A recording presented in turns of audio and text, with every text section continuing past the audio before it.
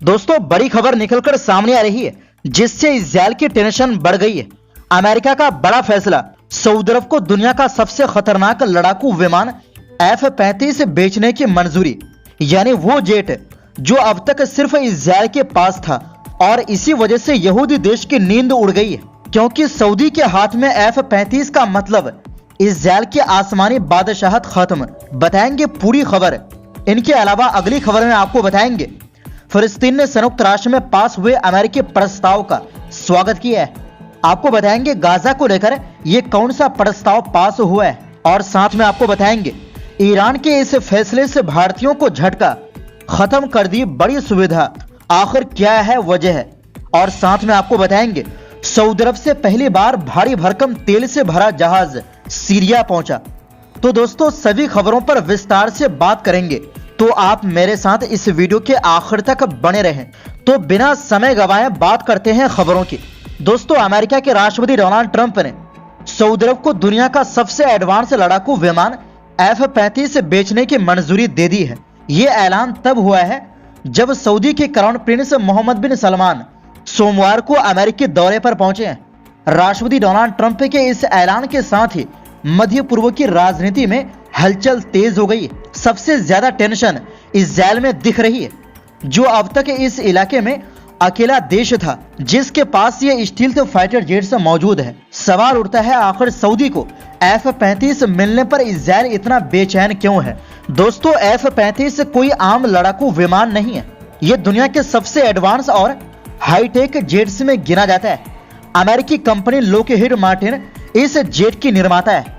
America में बना यह फाइटर जेट ऐसा स्टील्थ वॉरियर है जिसे दुश्मन के रडार पकड़ ही नहीं पाते। F-35 की टॉप स्पीड मैक 1.6 है। इसमें लगी स्टील्थ टेक्नोलॉजी इसे दुश्मन की नजरों से छुपा देती है। इसका रडार, टारगेटिंग सिस्टम और सेंसर दुनिया में सबसे एडवांस माने जाते हैं। ये सिर्फ लड़ाई ही नहीं लड़ता, बल्कि जासूसी, निगरानी और टारगेट ट्रैकिंग जैसे कई काम एक साथ कर सकता है।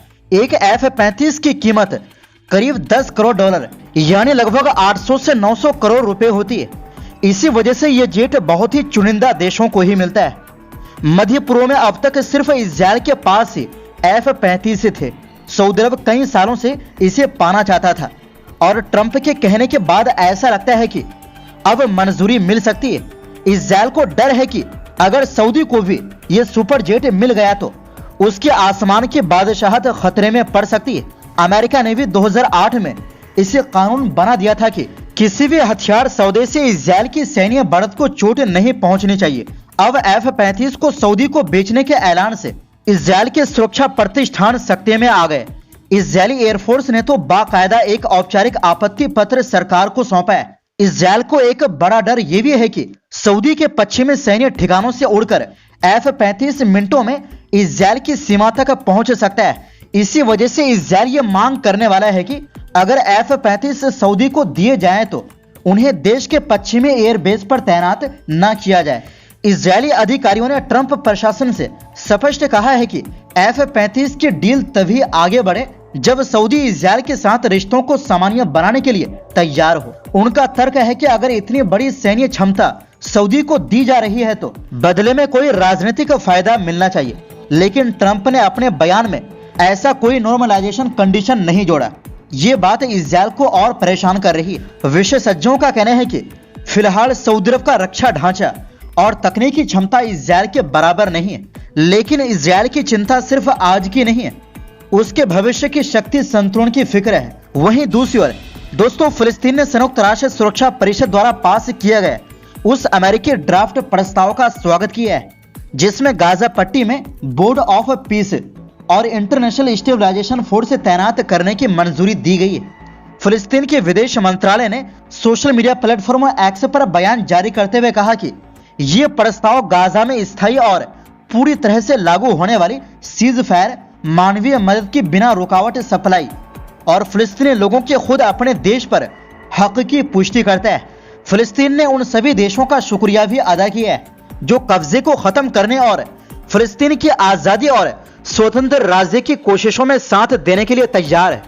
साथ ही फिलिस्तीन ने कहा कि वो अमेरिका सुरक्षा परिषद के सदस्य देशों अरब और मुस्लिम देशों समेत सभी से मिलकर इस प्रस्ताव को जमीन पर लागू करने के लिए पूरी तरह तैयार है।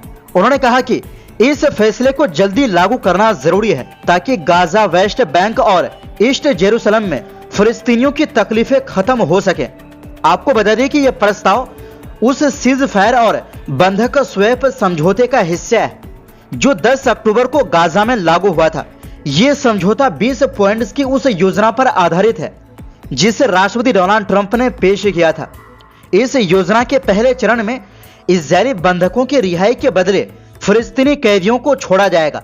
साथ ही गाजा की दोबारा निर्माण प्रक्रिया शुरू की जाएगी और वहां एक नई शासन व्यवस्था बनाई जाएगी जिसमें हमास शामिल नहीं होगा। दोस्तों, आपको ये भी बता दें कि अक्टूबर 2023 से अब तक इजरायल की जंग में 69,000 से ज्यादा फिलिस्तीनी मारे जा चुके हैं, जिनमें ज्यादातर औरतें और बच्चे हैं। 1,70,000 से ज्यादा लोग घायल हुए हैं और पूरा गाजा लगभग मलबे में बदल चुका है। वहीं दूसरी ओर दोस्तों, ईरान ने भारतीय नागरिकों के वीजा फ्री एंट्री पर रोक लगा दी है। यह फैसला 22 नवंबर 2025 से लागू होगा। ईरान सरकार ने यह कदम इसलिए उठाया है क्योंकि पिछले महीनों में कई भारतीयों को फर्जी नौकरी, ट्रांजिट ट्रेवल और मानव तस्करी के झांसे में फंसाकर देश में लाया गया और फिर उन्हें किडनैप किया गया। ईरान ने फरवरी 2024 में भारतीयों को बिना वीजा एंट्री की सुविधा शुरू की थी। यह सुविधा सिर्फ टूरिज्म के लिए थी और हर 6 महीने में 15 दिन तक रहने की छूट देती थी।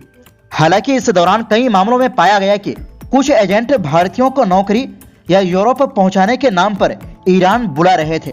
ईरान के भारत स्थित दूतावास ने बयान जारी करके कहा कि अब से भारतीय नागरिकों को ईरान में एंट्री या ट्रांजिट के लिए वीजा लेना अनिवार्य होगा। भारत सरकार ने एडवाइजरी जारी करते हुए कहा है कि ईरान जाने की प्लानिंग कर रहे लोगों को अलर्ट रहना चाहिए। किसी भी एजेंट के वीजा फ्री एंट्री या ट्रांजिट से दूसरे देश भेजने वाले दावों पर भरोसा न करें। वहीं दूसरी ओर दोस्तों, सीरिया के लिए एक बड़ी खबर सामने आई है। सऊदी अरब से आया एक ऑयल टैंकर जिसमें करीब 6,50,000 बैरल कच्चा तेल भरा हुआ है, सोमवार को बनियास पोर्ट यानी तार्तुस प्रांत पहुंच गया है। सीरिया की सरकारी टीवी चैनल अल इखबारिया ने बताया कि ये तेल की खेप अपनी तरह की पहली सप्लाई है जो सीधे सीरियाई सरकार की मदद के लिए भेजी गई है। इसके साथ ही सुबह चैनल ने एक और खबर दी थी कि सरकार होम्स में नई ऑयल रिफाइनरी बना रही है जो पुरानी रिफाइनरी की जगह लेगी।